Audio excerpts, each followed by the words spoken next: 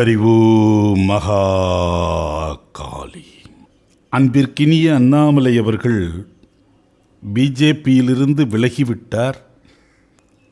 அவர் புதிதாக கட்சி தொடங்க இருக்கிறார் எனும் தகவல்கள் ஊடகங்களில் பேசப்படுகின்றன. அண்ணாமலை அவர்களுடைய எதிர்காலம் எவ்வாறு அமைந்திருக்கிறது என்பது குறித்தான நுணுக்கங்களை தேவதா சக்தியின் மூலம் அறிய முற்பட்ட போது அந்த பேராற்றல் சில பல கணிப்புகளை நுணுக்கங்களை எமக்கு எடுத்துரைத்தன.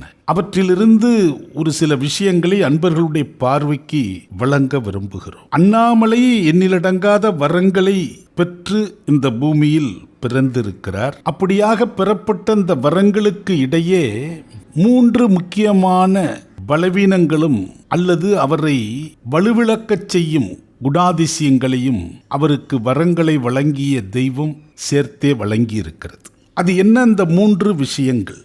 அண்ணாமலை பல நேரங்களில் எடுக்கக்கூடிய முடிவுகள், அவர் வாழ்க்கையை தீர்மானிப்பதற்காக எடுக்கப்படுகிற மிக முக்கியமான முடிவுகள் உணர்ச்சி வசப்பட்டு எடுக்கக்கூடிய நிலைக்கே ஆட்படுவார். இது இந்த இயற்கை அவருடைய பிறப்பின் போது எழுதிய பிரதானமான பலவீன விதி ஒன்று. அப்படி அவர் அந்த உணர்ச்சி வசப்பட்டு எடுக்கக்கூடிய முடிவுகளில் சில நேரம் பெரும் லாபத்தை தரவும் செய்திருக்கிறது. அந்த அனுபவத்தின் காரணமாக அவர் எடுக்கக்கூடிய எத்தகைய ஒரு முடிவும், அது பிரதான முடிவுகள் யாவும் உணர்ச்சி வயப்பட்ட நிலையில் எடுத்துவிடும் இயல்பாக இருக்கிறார். அவருக்கு எழுதப்பட்டிருக்கிற மற்றொரு பலவீனம், அவருக்கு ஏமாற்றம் யாரால் ஏற்படும் என்றால், யாரை மிக நெருக்கமாக நம்புகிறாரோ அப்படி நம்பியவர்களிலிருந்துதான் ஏமாற்றத்தை அவர் எதிர்கொள்வார். அதாவது ஒரு மன வேதனையும் நீங்கா வடுவும் வலியும் தரக்கூடிய ஒரு துயரமிகு அனுபவம் என்பது மனித வாழ்க்கையில் அறிமுகம் இல்லாதவன் ஏமாத்துனா அதனுடைய வழி வேற.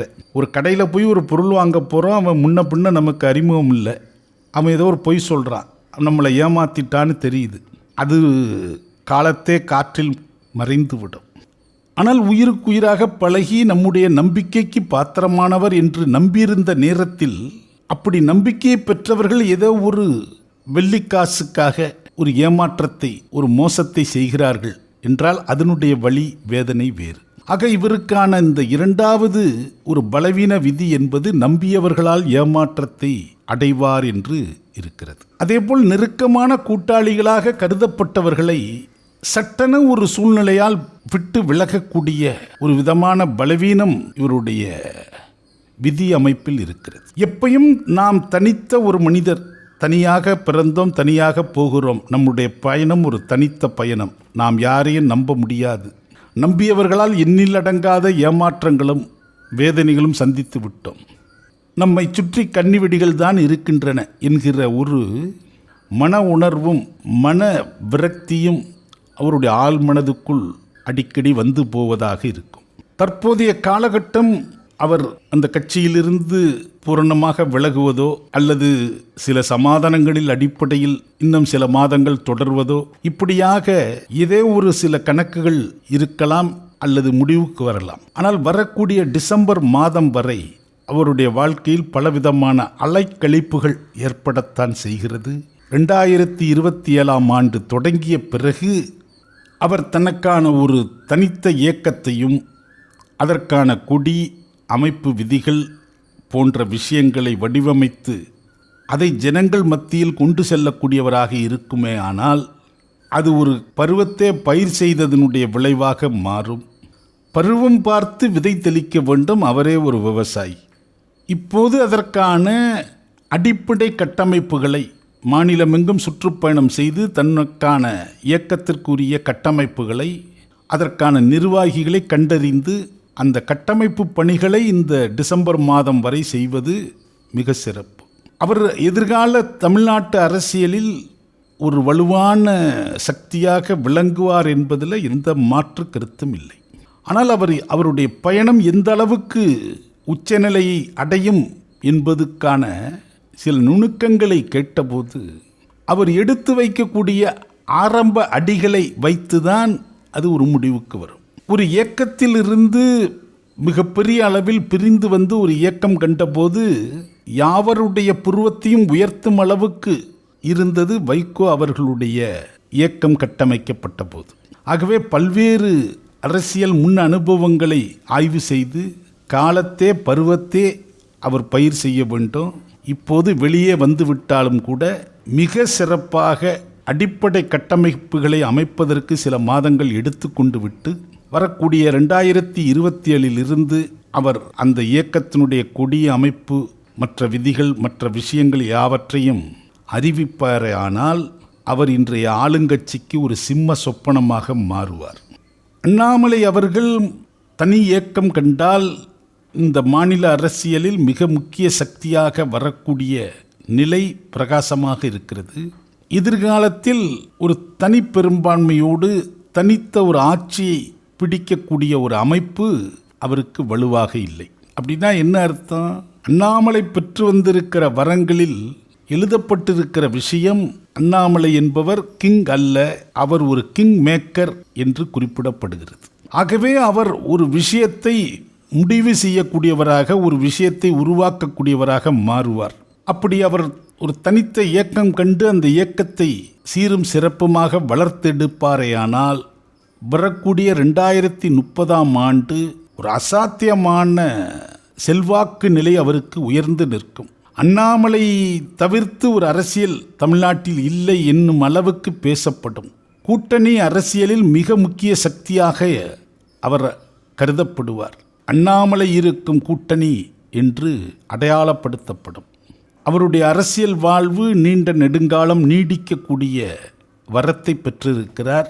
தனித்த பெரும்பான்மை ஆட்சி அமைக்கக்கூடிய வாய்ப்பு அவருக்கு குறைந்து காணப்படுகிறது. ஒரு கூட்டணி அமைப்போடு ஒரு ஆட்சி அதிகாரத்தை அவர் வாழ்வில் பெறக்கூடிய அமைப்பு உறுதியாக இருக்கிறது. வரக்கூடிய 2027 மார்ச் மாதத்துக்கு பிறகு மிகப்பெரிய அளவில் ஜனங்களோடு நேரடி தொடர்புகளும், ஜனங்களுடைய நெஞ்சங்களில் இடம்பெறும் ஒரு கதாநாயக அந்தஸ்தும், நிறைய சுற்றுப்பயணங்களும், பொதுக்கூட்டங்களும், புதிய ஆதரவாளர்களும் இவரை நாடி போய் சேருவர். செப்டம்பர் 2027 முதல் 2028 ஜனவரி வரை மிக முக்கியமான காலகட்டமாக இவருடைய வாழ்வில் அமைய இருக்கிறது. மிகப்பெரிய போராட்ட அரசியலை முன்னெடுத்து பெரும் கவனத்தை ஈர்க்கக்கூடியவராக திகழ்வார். தீவிரமான அரசியல் நிலைப்பாடுகள், அதிரடி கருத்துக்களை வெளியிடுவார்.